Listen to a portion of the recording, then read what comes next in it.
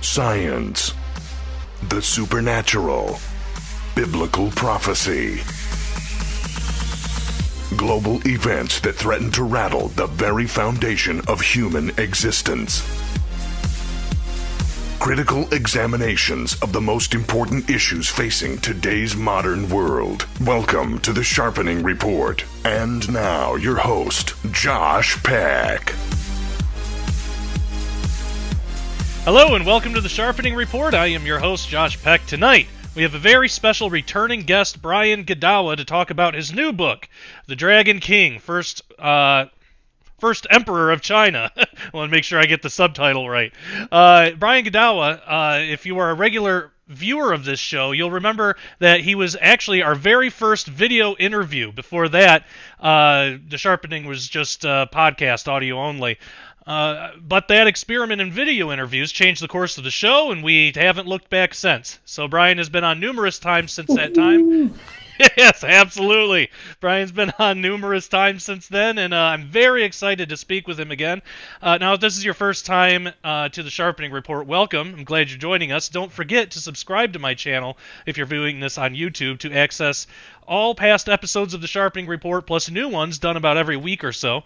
You'll find a lot of other videos on my channel relating to end times, prophecy, the Bible, quantum physics, geopolitics, and just about everything in between. Many other informative, fascinating topics. For those who do prefer the audio-only podcast versions, we do still offer that through Blog Talk and iTunes. You can go to sharpeningreport.com for more information on that. Also, if you are listening to the podcast right now, all our podcast episodes are actually audio taken from the video interviews. So if you would like to watch the full video interviews, subscribe to youtube.com/JoshPeckDisclosure for full access to every episode of the Sharpening Report and more. All right, so now that we got all that behind us, without further ado, I'd love to welcome Brian Godawa to the show. Brian, how are you doing? Good, man. I'm doing well. Thanks for having me on, Josh. Anytime. I'm really excited to have you back on. The last time you were on, we talked about what was the last book in the Chronicles of the Nephilim, and now we're talking about the first book in the Chronicles of the Watchers. You actually wrote this book with Charlie Wen, and for those who might not be familiar with him, could you give us a brief background and also tell us how you two came to work together on this book? Sure. Charlie was the co-creator and original director of the visual development department at Marvel Studios. So what that means is he and his team basically created the look and the feel of the movies and the characters for all the Marvel movies that you've seen up until about Ant-Man. He no longer works there. He's on his own now, but yeah, so Avengers, Thor, Iron Man, Captain America, and all that kind of stuff. So he's pretty famous, actually. He could go to Comic-Con and probably have a fan base of people, around him asking for his autograph and stuff because he's really a visual genius. But he's also a good storyteller, and that's one of the reasons why he went off on his own because, at Marvel you're doing great stuff, but you're doing what everyone else tells you to do, So he wants to develop some of his own work. And turns out that Charlie and I go to church together, and he had actually been reading my Chronicles of the Nephilim series, and he was enjoying it. And so we were talking about working on projects together. And because, we're both in the movie industry, so we're kind of thinking along those lines. But we also wanted to just develop a intellectual property that could also become a novel or a graphic novel and, all that kind of stuff, video games and stuff. So he told me one day, you know what? He goes, I've always been interested in retelling the story of the first emperor of China. He said, do you know anything about that? And I go, well, not really, not much. And so he said that, of course, it's part of his personal heritage. And he's actually was born in Taiwan, but he has a Chinese heritage. And he was always fascinated by it because the first emperor was a very obviously major turning point in Chinese history. As a matter of fact, many people believe that his name, his family name was Qin, which is where they think that they may have gotten the word China from. And before this time in Chinese history, China, which was called Tianxia at the time, and that means all under heaven. And it was a feudal warring states for 1,000 years. 5 different states, kingdoms, all warring with each other perpetually. And so this emperor brought in quite an amazing amount of unity and, unity of weights and measures, currency, language, law, all this kind of thing, which of course does bring about a certain amount of positive elements in society. He also is famous for basically building the Great Wall of China, which many people know about. And this is also the guy that people will recognize, first emperor of China. Well, I don't know anything about that. I'm a Westerner. I'm an American. I don't know anything about other history, right? You've probably seen documentaries about this guy because he's the guy who built all those terracotta warriors. They found thousands of them in the ground, buried in the ground around his tomb in China. And these are the ones that, is a big tourist trap now in China there and stuff. But one of the things that you don't really learn much about is his tomb, which is actually underneath a big mound of dirt over the centuries, right? And we can talk about what that shape of that is in a minute. But for now, he's just telling me, this guy's a fascinating guy, and I'm always looking for a good story. And it sounded interesting. And he said, but also as a Christian, there's a couple things that bring in the spiritual angle that made him fascinated. One of them was that he said that this was the time period, and we're talking around roughly 220 BC. And he said, China had not been in contact with the West at all. In fact, as far as we know, basically China had not had contact with the West until after the 1st century. However, we've since discovered there have been some initial contacts. We'll talk about that in a minute too. But anyway, so he said that where was I? Oh, okay. So about 220 BC, and this emperor was also before that time in history. The ancient Chinese people actually worshipped a single god named Shangdi. And Shangdi would be like us using the word God, So, and Shangdi, they worshipped him without images, which on the surface we might go, oh, okay, that's interesting. But that's really important because, as a matter of fact, no ancient religion at that time worshipped a single god without images except for one. And that was, of course, the Hebrews, right? And so that's very fascinating because there's a connection going on there. How did they have this connection, too, if they never had interaction with the Jews, right? Well, anyway, he said, so they also, interestingly, the Chinese religious system, and it's really hard to find material on the ancient Chinese religious beliefs before Taoism and such, because probably the most we can find is stuff written by actually missionaries who actually came there after the 1st century and such, and they wrote about a lot of this past. But anyway, they also believed that there was a pantheon of lesser gods around Shangdi, which sounds very similar to those of us, in our universe, right? About the divine council of God and such, Anyway, so this emperor suppressed the worship of Shangdi and basically brought in more of an emphasis on the worship of the other gods, the lesser gods. That's very fascinating. And then secondly, he said, this was around the time period. Before that time period, the dragon was used as an image here and there for various emperors or gods as a symbol and such. But it was not the ubiquitous symbol of China that it became after this first emperor. And of course, as a Christian, our perspective is the dragon is connected to Satan. It's a very negative image. And so that you could see this spiritual realities that were kind of percolating, and I found that fascinating. However, I had actually read a little bit about China as well, and I read this book, and it's what's it called? I think I've still got the book here. It's called The Discovery of Genesis. That's it. The Discovery of Genesis by Kang and Nelson. And it's on my website if people want to check it out. But this is something I read about, and what it is that the ancient Chinese language is pictorial, right? And so it's kind of a mixture of things, pictorial and symbolic and abstract. But anyway, this book writes about how the ancient Chinese language actually has embedded within it truths, narrative truths from the book of Genesis. Wow. Now, one might think, okay, yeah, because, of course, it's possible because lots of cultures interchange. But China had no interaction with the West, right? Secondly, this was thousands of years before the book of Genesis.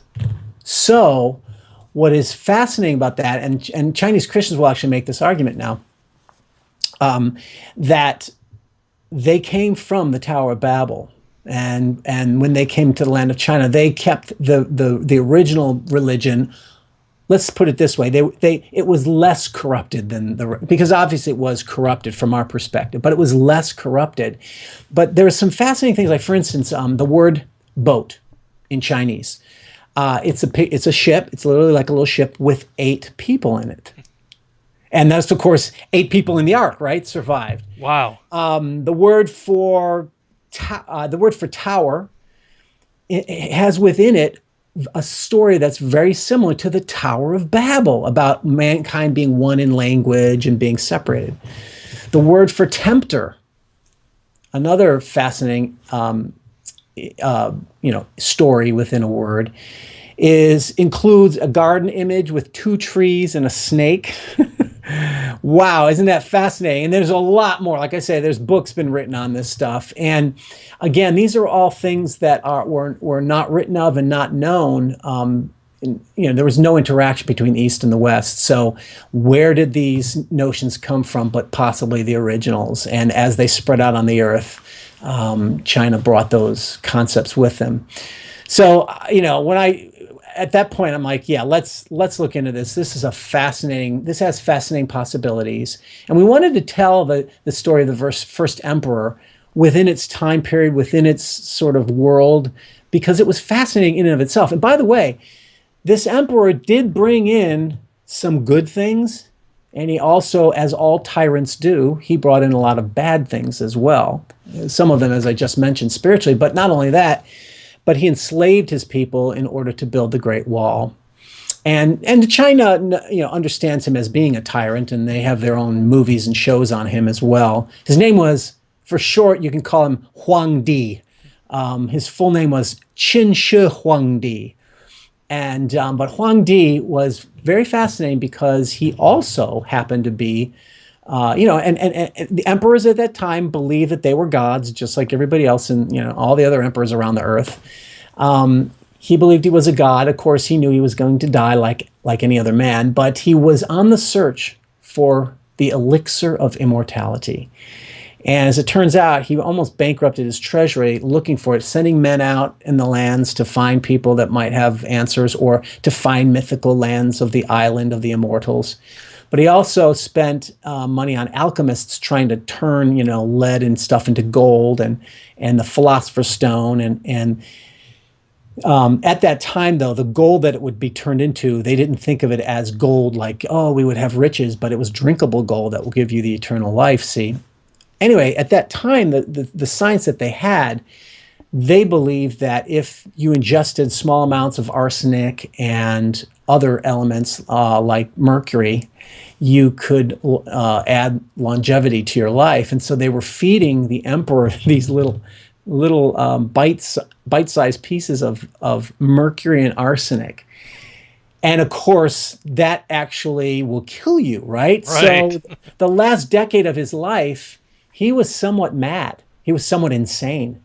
So you've got this guy, searching for eternal life, and he's going insane, and he's got absolute power. Is that not a fascinating story to tell, right? Yeah, definitely.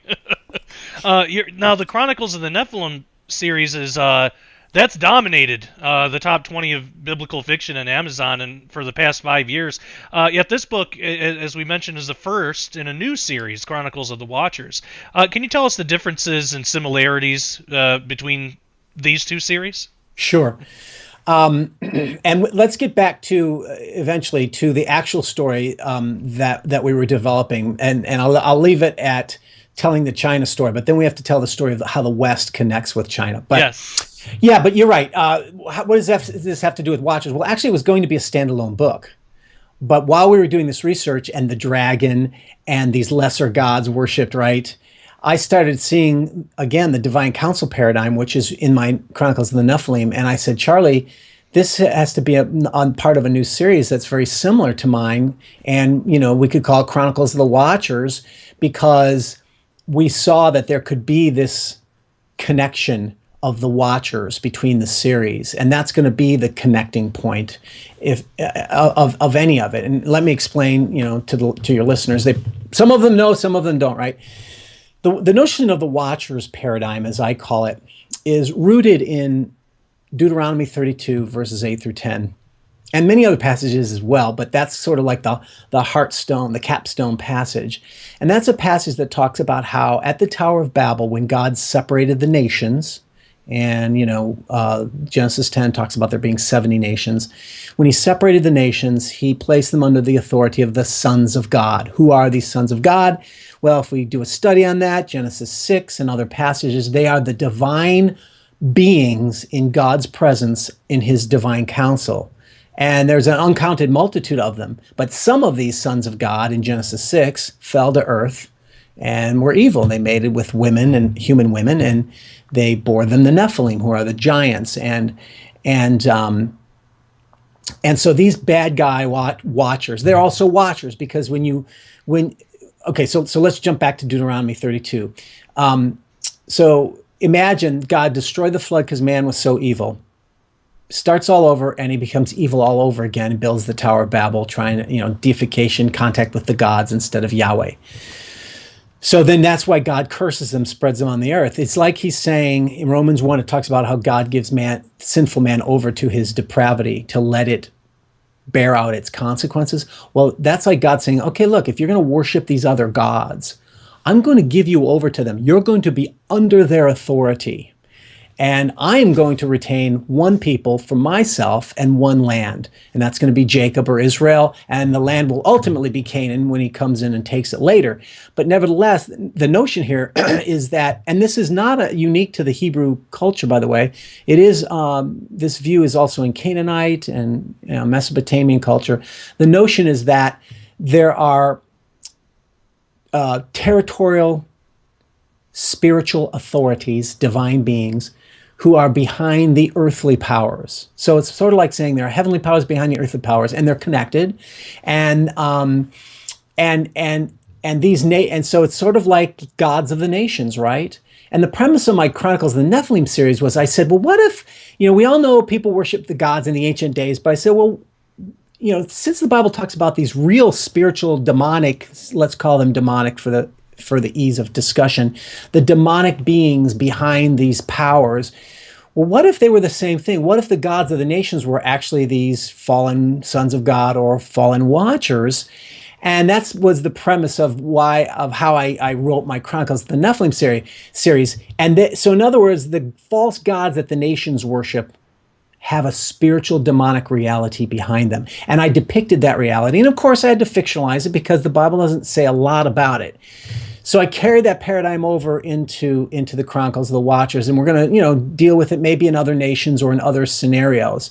But there's something else that I think was really important about that, and it's a theme that runs throughout the whole Bible, I think, and that is this watcher notion. You see it come up later in Daniel. That's where that's where the first time we hear the term of watcher, and you get the very distinct impression. What is it?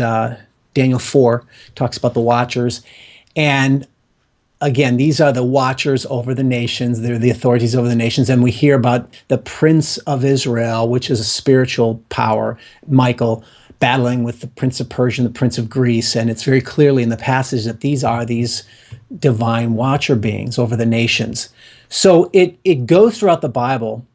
And even, I would argue, even in the New Testament, ultimately Christ is the Messiah that would take back the territories of the nations from the gods, right? He would buy back the land rights And then over time, from then, the gospel would go forth, and all nations, men and women from every tribe and every nation would ultimately be, by the gospel, would be pulled to Mount Zion, or the kingdom of God, which is the new covenant church, right? So all that stuff is it's all connected to the end, and I find that a very fascinating theological storyline that I wanted to tell. And so we carried it over into Chronicles of the Watchers, and it's been a fascinating journey, because we didn't start out that way, but then it ended up becoming one of those stories. And then going back to the actual story itself. Yeah, I definitely wanted to ask you about that, because this is the true story of the first emperor of China, but also draws from the fantasy genre, as does your other series. So where do you see that coming into play best throughout the book? But also, what else about the story of this first emperor made it in the book and was kind of intriguing to the whole storyline? Yeah, well, we really did a lot of research, because we do. It's one of those cases where the true story is fascinating enough. You don't have to make up stuff. So we definitely did that. But we also did, a lot of research into the, just sort of the beliefs and stuff of the time period. And like you said, we decided to, how a lot of Asian movies have a heightened reality, like you'll watch a war movie and they don't necessarily always fly through the air, but they can do some amazing feats that are beyond natural. Well, we wanted to tell our story with that same flavor, and use a sense of the fantastical in order to heighten the reality, in order to show the spiritual truth behind it. But we're still basically following the actual true storyline and the events that occurred. We're just injecting into it, this spiritual understanding of what's going on spiritually behind the scenes. Now, so we want to tell the story, right? But we're from the movie business, so we're like, well, we have to have some connection to the West for the Western movie audience, right? Because nowadays, China money in Hollywood is actually a really hot thing, and you can make a lot of movies with Chinese money. And what better than to do a movie about the first emperor, right? But we also need to connect with the West, and so I said, well, what was going on at this time period in the West? And we knew that there was no connection that we knew of. So how could we make that happen? So at this time in the Western hemisphere, there, over in the Levant and Mesopotamia, at that time, it was ruled by the Greek kingdom of the Seleucids, in particular, Antiochus the Great. Some people may be familiar with that name. So he's this Greek guy, and he basically had control of Israel as well as Mesopotamia and Babylon. Babylon at that time was a city with a great past, but no longer a great present. It's kind of like the Detroit of Mesopotamia at this time period. That makes sense. So yeah, it really was. But it was still there. And guess who else was probably still there? Magi. And Magi, of the Babylonian wise men of Magi, were those men. Remember, 400 years earlier or so, Daniel was the Hebrew. When the Hebrews were in exile, the Jews were in exile in Babylon, Daniel rose to the top of the power paradigm there, and he ended up teaching the wise men, which included the astrologers, the alchemists, and the Magi. And this is why, and if you think about it, his effect on those teachers must have lasted for centuries, because who were the three Magi? Who were the three guys? Three. We don't know that it was three. But who were the Magi that came looking for Christ at the time of Messiah, and they were accurate about their understanding? Right? So the Magi from Babylon. So I thought, wow, there's another connection with the Bible that might be very fascinating. Here's this guy who has messianic teaching from Daniel in his tradition, and he goes along for the ride. But so we decided, we came up with a fictional character, again, within the true story of what was going on at the time. So King Antiochus, his kingdom was overextended a lot, as all emperors usually do, right? They overextend themselves because they want to control the world. Anyway, so he's losing power. So we came up with the notion of, what if he hears about this far land in the Far East, and so his kingdom's crumbling, so he sends a disgraced warrior general into the land of the Far East in order to capture a mythical creature that will give him absolute power, a dragon, because he's heard about dragons, right? Well, how did he hear about dragons? That's basically the premise of the story. So we have our hero which is a Greek warrior, and he goes over into the East, and he falls in love with a concubine there. So there's a lot of romance and action and such. And really, because of these spiritual connections we found, we have him take along a magi, who's again, infected by the Jewish notions of the emperor from heaven, basically, right? So you can see all these connections that we're going to be drawing and connected with. So in a way, I tell people the story, you could pitch the story as Raiders of the Lost Ark in China, because there really are some other connections to the Ark that we brought in there that we didn't find until we did the research, that were just truly fascinating. And I won't go into those because I want to leave some mystery for the audience. But that's sort of the premise of the story and how we entered it. So it's not, it's East meets West. So we are comparing and contrasting Western mindset and Eastern mindset, but we're showing the good and the bad of both of these kingdoms, because there's really a higher kingdom that all kingdoms really need to be submitted to, and all reflect some truth from and some lies, right? And that kingdom, of course, is the kingdom of God. And while this isn't really an explicitly, Christian type story or Bible type story, we bring in a lot of that stuff. Like I say, really not unlike Raiders of the Lost Ark in many ways. Yeah, it makes a lot of sense. You mentioned earlier something about the emperor's tomb and the soldiers and some type of structure that was over it. What can you tell us about that?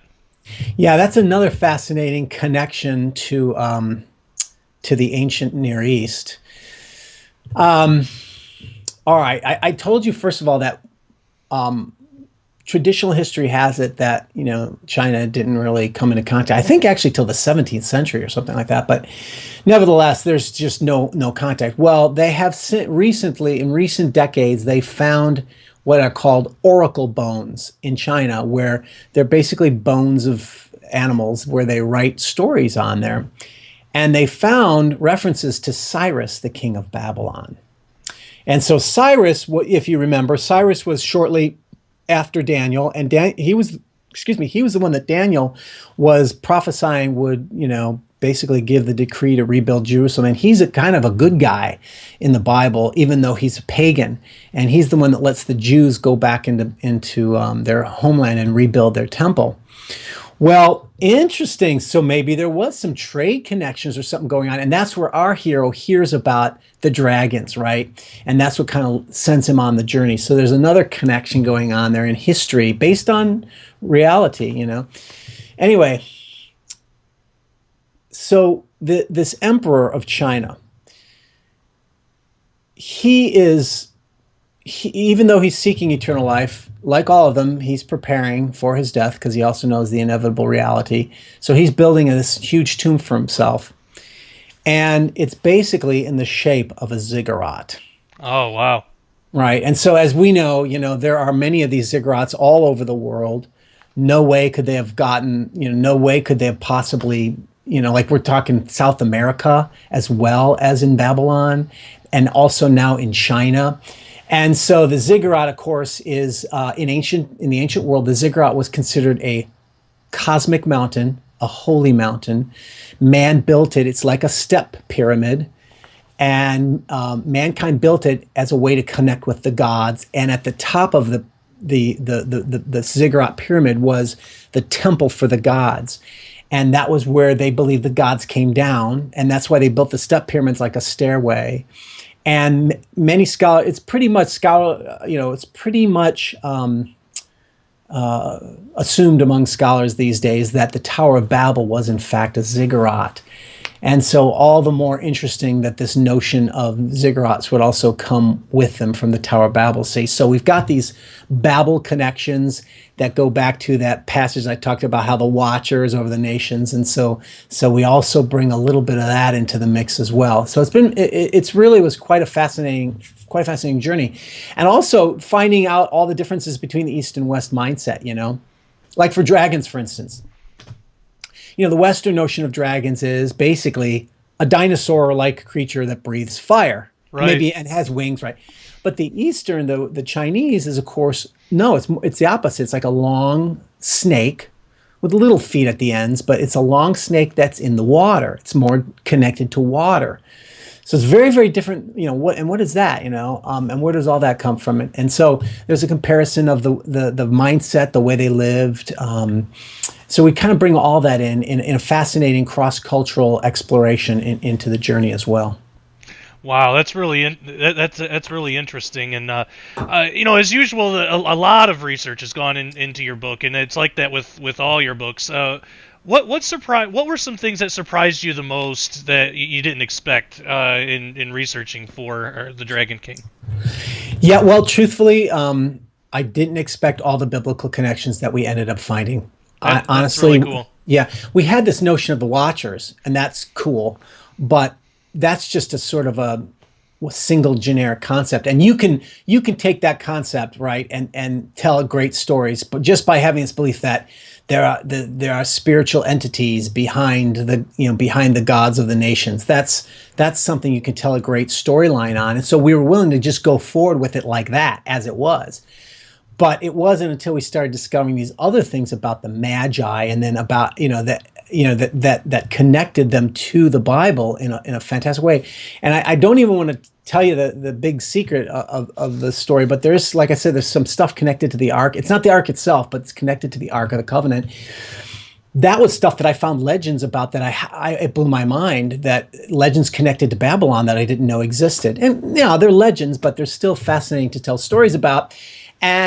But anyway, we were creating the story, and we had a conundrum of, at the end, how are we going to have the heroes solve their two major problems? And I said, well, we've got all these biblical things going. Is there anything we can draw from there? And so as we did the research, we found the answer to the solutions of two major, thematic and plot solutions. I mean, it was like the key to the story happening at the end, and we found it in this scriptural connection that blew our minds and brought it all together under this biblical paradigm. Like we didn't anticipate. That was probably the biggest thing of all. And then, of course, also just finding out that the life of this emperor was, I mean, one of our themes in our story is that despite the cultural differences, and there are cultural differences, but there's also, mankind is the same the world over. We all have the same sinful nature. So you've got emperors who think their country is the center of the earth. Babylon, they thought they were the center of the earth. China thought they were the center of the earth. His belief as emperor thought he saw himself as emperor over all things. Of course, he was only over the East. Same thing with the West, right? So this perpetual pursuit of deity and self-deification, of power, that's the same over all countries and all cultures through all of history. And that was the theme that really came out of this story, was the pursuit of power, and how it so easily leads to evil, rather than the pursuit of sacrifice, and how that fits in. And there's a connection too with all men are also seeking redemption, they're seeking atonement. And they know, they have an inherent sense that it's outside of them in a God. And we're all looking for the emperor from heaven, in that sense. And of course, that all points, as Christians, that points to Christ, So just as we were finding all these unique things about him, that was the thing that was sticking out to me. But also how I was able to bring in stuff from the Chronicles of Nephilim that I did not seek to do it. It just was a perfect fit. Some of the fantastic images like Leviathan that I used in Nephilim became very useful in here. And again, the surprises were in finding out the true story of this guy and what happened in his how he died.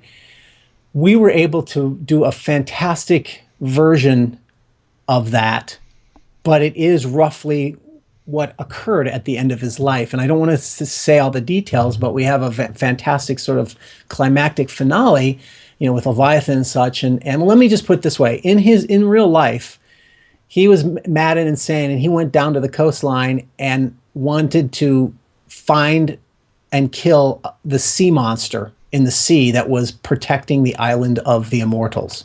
All right. So, and we have that in our story, but we have it in a fantastic, cool way that just, you would think, oh, they just made this up. But it's like, yeah, but it kind of still fits what happened, you know? So it's this netherworld. And again, because we're movie guys, so we tell stories in this netherworld between fantasy and reality, and we kind of mix them both. And some people may feel that that's dangerous, but like I said, I see it as we're using fantasy to show spiritual reality. And that was sort of the goal, and the goal of it all. But yeah, that's amazing. Yeah, and it's a fantastic book. You have a really good. What I like about it is you have a really good balance between history, spirituality, and just a good story. And and all your books are like that, and I absolutely love it. Was it? Is there anything? I don't want to have you give too much away or anything like that, because I do want to leave stuff for the reader. But maybe to entice them a little more to pick this thing up.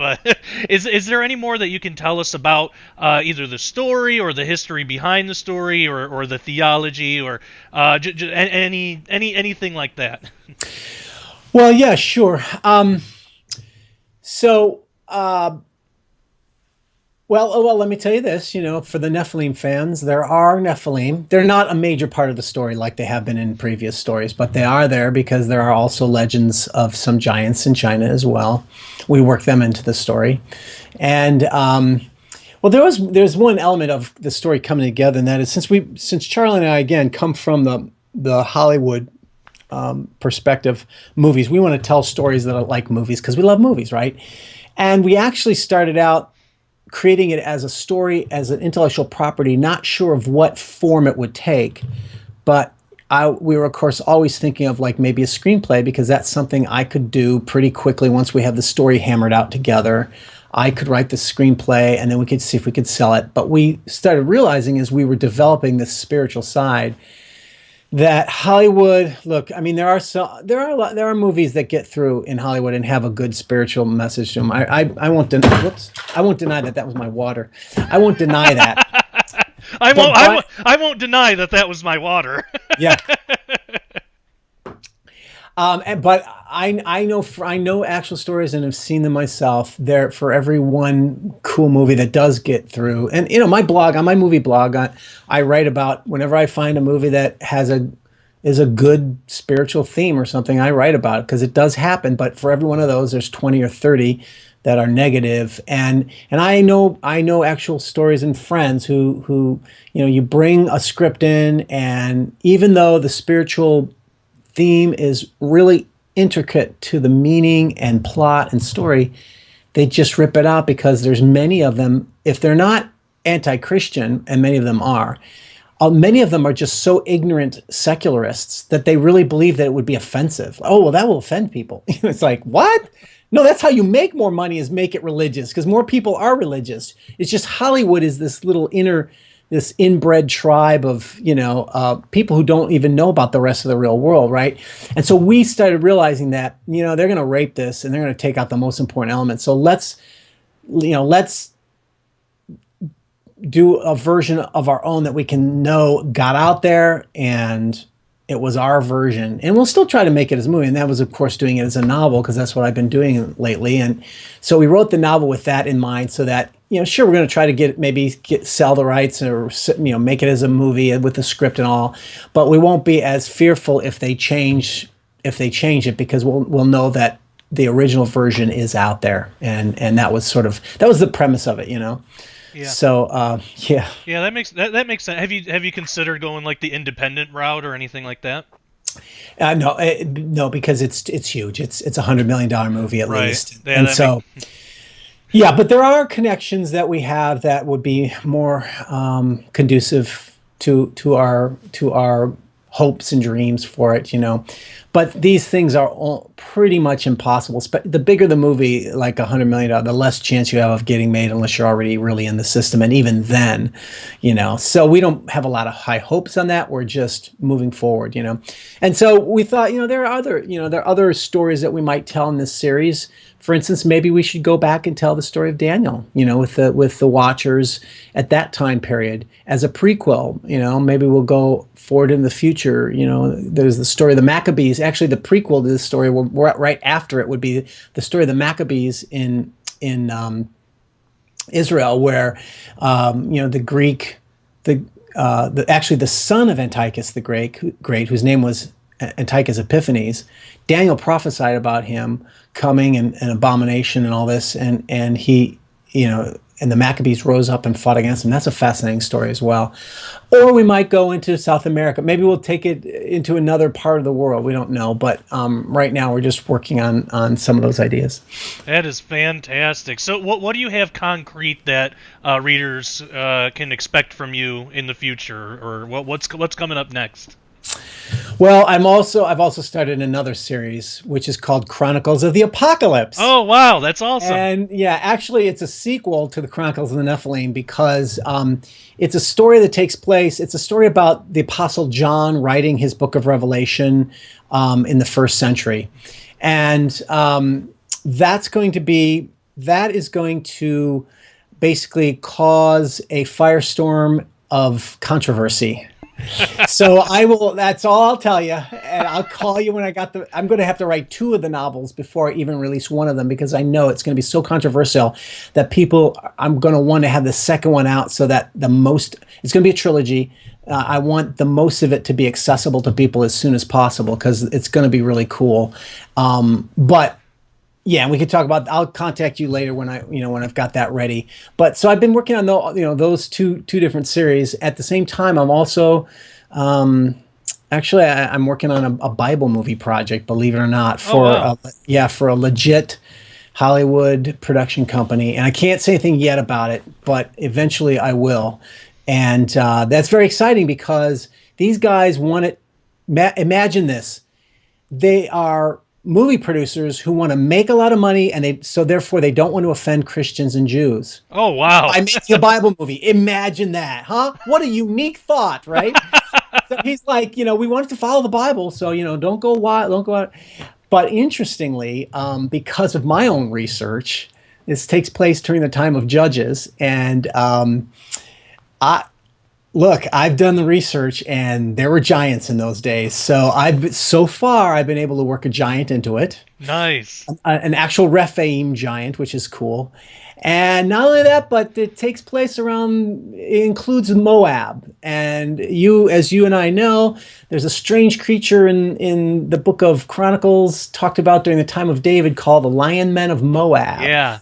And so far, I've also got a Lion Man of Moab in there. That's I don't know if awesome.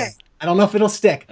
But so far, they've loved it, and they have no problems with any of that. So now the only issue might be budget, and if budget starts to go down, we may have to cut out effects and may have to cut out creatures and stuff like that. But nevertheless, my point here is that it'll definitely come from this worldview that we're talking about, which will be really cool.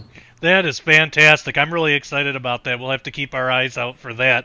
You got some time for viewer questions? Sure, absolutely. But I just wanted to remind you, too. So if you want to get the inside scoop on all that stuff, when it happens and whatever, as well as a bunch of articles on weird stuff in the Bible that I like to write, go to Godawa.com and sign up. Just sign up for the Chronicles newsletter. The Godawa Chronicles newsletter on my website, and there you'll get also discounts, and I get a lot of advanced book readings that you can get, advanced opportunities to get my book before they're out, type of thing, and freebies and stuff like that. So there's there's cool stuff on the website. I have a lot of videos, a lot of artwork and stuff. In fact, Charlie Wen drew a couple pictures for the Dragon King website there, so you can go find that stuff. Click on the Dragon King tab on Godawa.com. That's it. It's that easy. So yeah, I just wanted to tell people that. But yeah, let's get into questions. Yeah, definitely. People should definitely check that out. That sounds awesome. For you at home, if you would like the chance to send in questions to future guests, you can go to the Sharpening Report Facebook group on Facebook, obviously. If you have trouble finding it for whatever reason, you can go to sharpeningreport.com, and it's linked directly from there. Every week or so, whenever I do these, I don't have a hard schedule on when I do these, but it's usually about every Saturday. Before then, I will pin a post in the Sharpening Report Facebook group, tell you who the guest is, what the general topic is, and then I'll give you the chance to feel free to ask any questions you like. I have never had a guest say that they didn't want to participate in that, so I don't see that happening. So we'll keep doing it as long as we're able to. So that's how you can send in questions. All right, our first question comes from Annette, and she would like to know, Brian, is there... Well, we talked about this a little bit, but that's okay. Is there a movie forthcoming on any of your books? No, not on any of the books. And here's the reality, folks. By the way, I love my fans. They are so encouraging to me when they write to me and they say, you know, a lot of them have said, you know, your novels, my novels are fiction. They're full of fantasy. So it's almost like Tolkien or Lewis. I'm not that good, but I'm just saying it's that flavor with the Bible. But again, my goal was to show spiritual reality, and that's my intent by using the genre. But in so doing, many people have said that it's just made the Bible come alive for them. But really, it's only because it came alive to me in that same way when I studied Michael Heiser's material, you know? Yeah. And my eyes were opened up to this whole Watchers and the Divine Council and the Giants. And before, I thought that was just a few weird things that you just wanted to avoid because, you know, we want to be safe. We want the Bible to be safe, right? But once I started, you know, okay, let's address this stuff. And I realized, and I learned, oh my gosh, no, they're not just weird things. They're connected to a storyline and a theological messaging that God's, you know, communicating to us. So anyway, I love the fans, and a lot of them often ask for that, you know, because they know my movie background. But the reality is none of them are going to get made only because Hollywood is only interested in, you know, blockbusters or bestsellers. So until I sell a million, you know, they're not going to even look at something like that, especially when it's that expensive. Now, if it was a movie that could be made for a few million, that might be a different story as a book. But when they're upwards, all my novels are upwards of $100 million because of all the effects.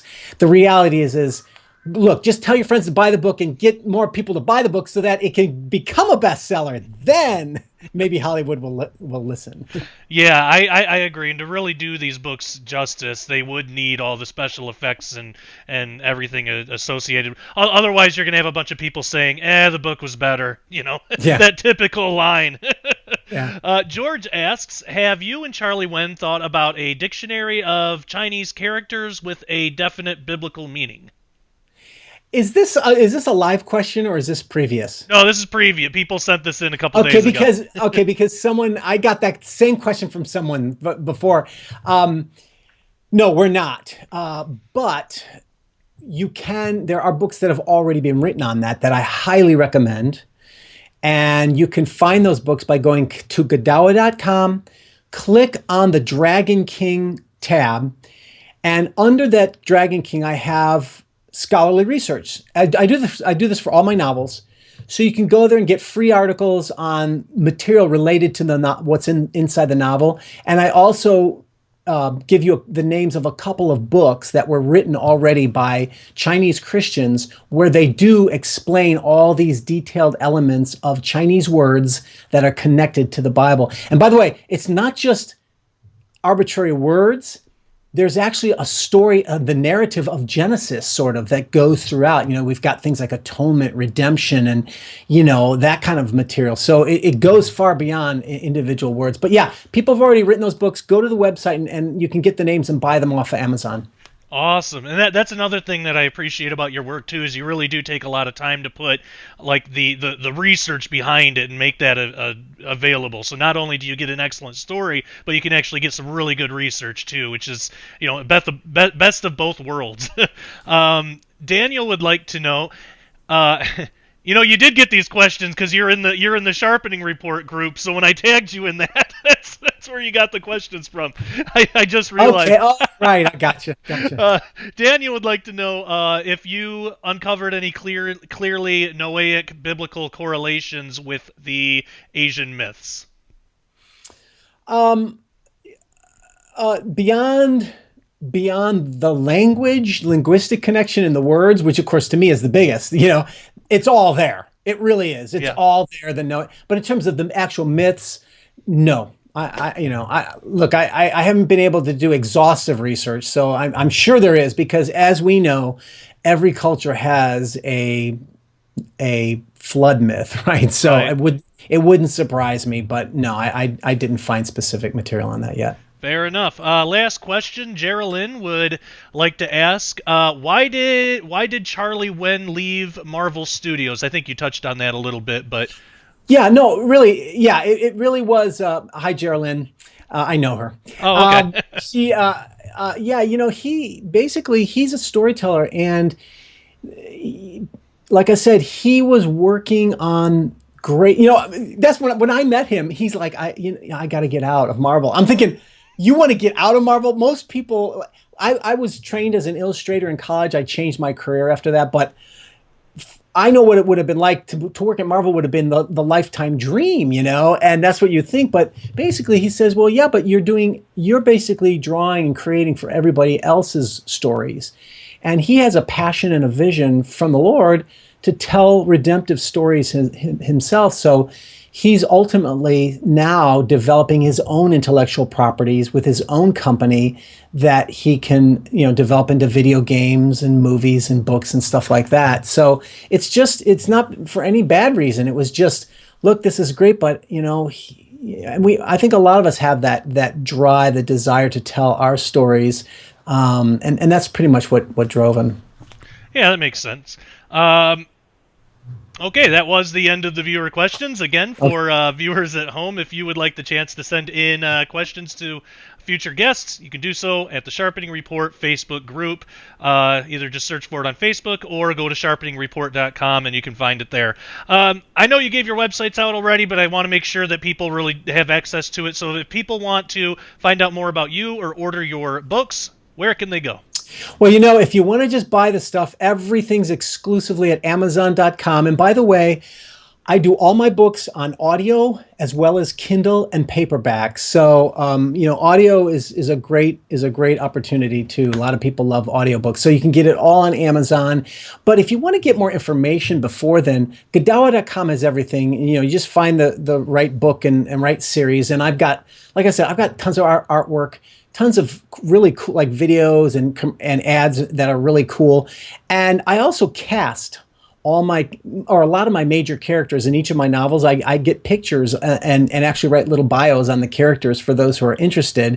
And that's helps sort of expand the story universe for people, So there's a lot of, I wanted to make the website to be something that has real value for the fans who are going there. So I try to put in a lot of material that would be interesting, not just thrown material or, come here and buy stuff. But if you want to buy stuff, I do have a store as well on my website where I have a lot of videos and audios of my teachings on everything from art, faith, movies, and culture, to what have you, as well as my books and such. So you can find everything there. It's all there. Godawa is GODAWA.com.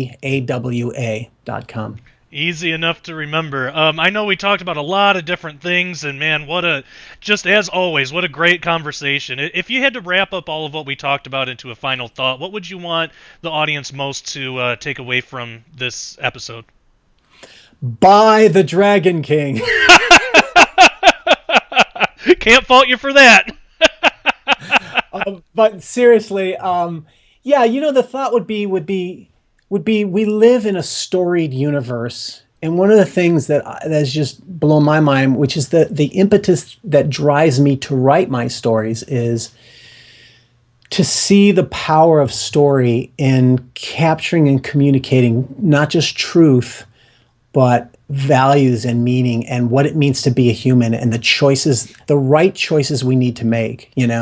I just got back this morning from seeing Captain America Civil War, and it strikes me how, and I'm going to write a little bit on this, but I mean, I love the Marvel Universe. I mean, I really enjoy it. And I especially love the online one on Netflix, but it strikes me how people want gods so badly. They want deities, and the superheroes are definitely a god substitute.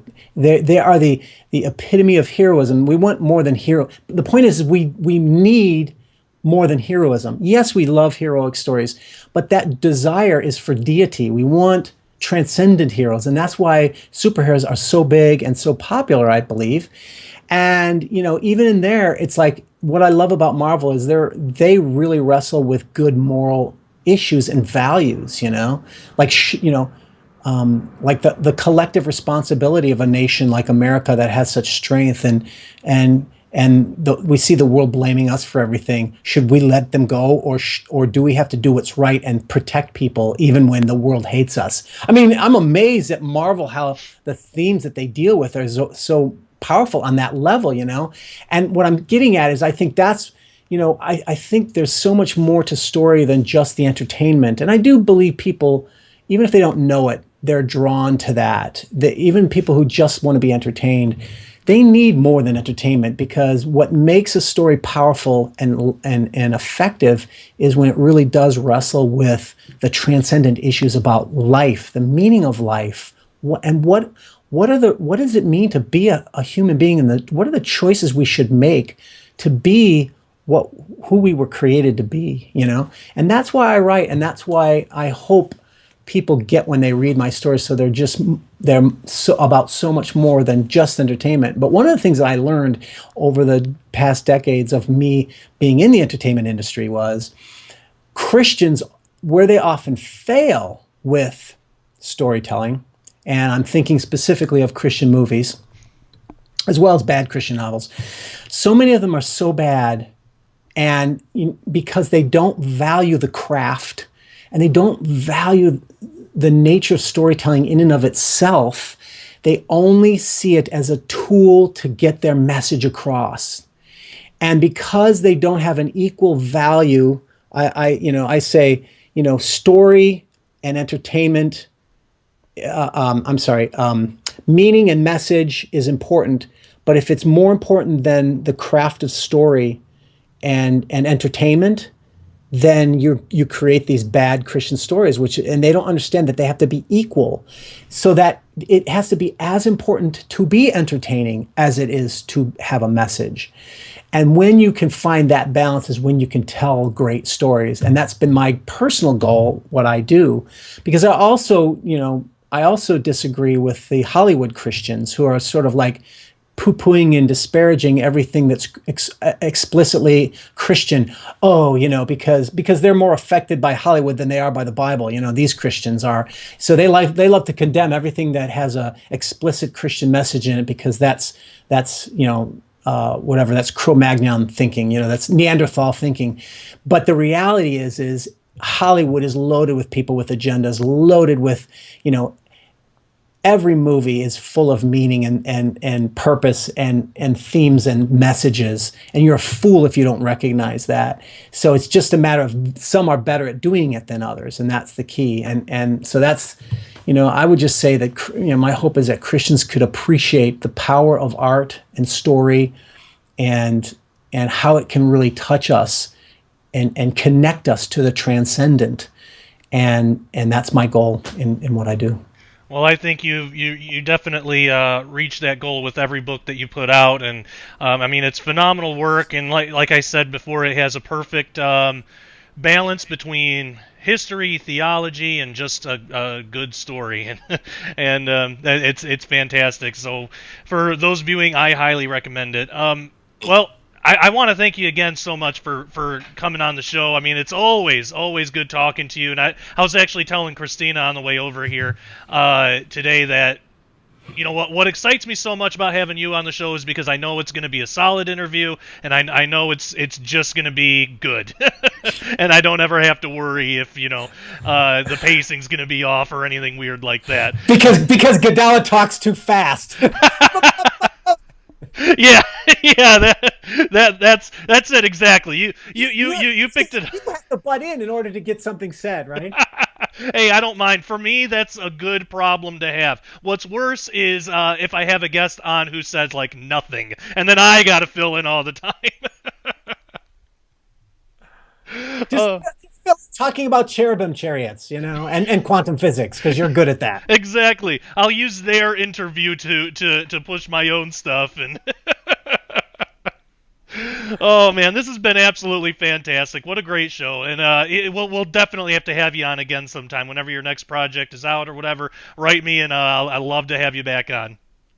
Thanks, Josh. Appreciate it. Anytime. All right, hang on the line. I'll close this out here. That again was Brian Godawa talking about his phenomenal new book, The Dragon King. This is the first in the series, so it's a great time to get in on the ground floor. Also, check out his other books within the Chronicles of the Nephilim. You're not going to be disappointed. And like Brian said, he has a ton of other stuff out there. I recommend all of it. Now, if you'd like to find more episodes of the Sharpening Report, you can do so at sharpeningreport.com and my YouTube channel, youtube.com/Josh Peck Disclosure.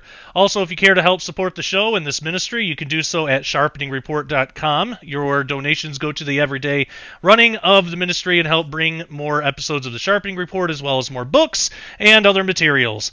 And as I say in every episode, I'll say again, please only donate if you feel God leading you to do so. It is not an obligation.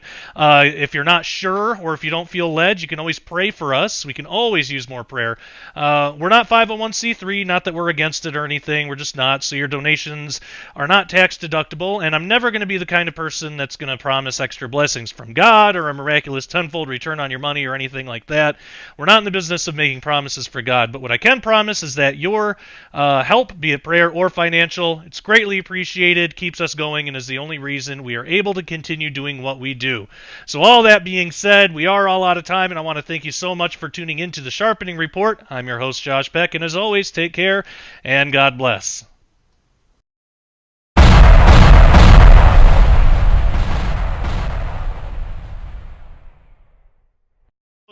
Wow, that's amazing, man. Yeah. That's great. You got to get those numbers, though, right? Got to get those numbers. So, hold on.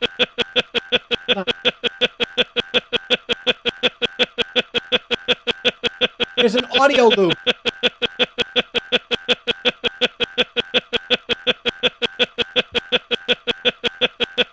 Turn your audio off.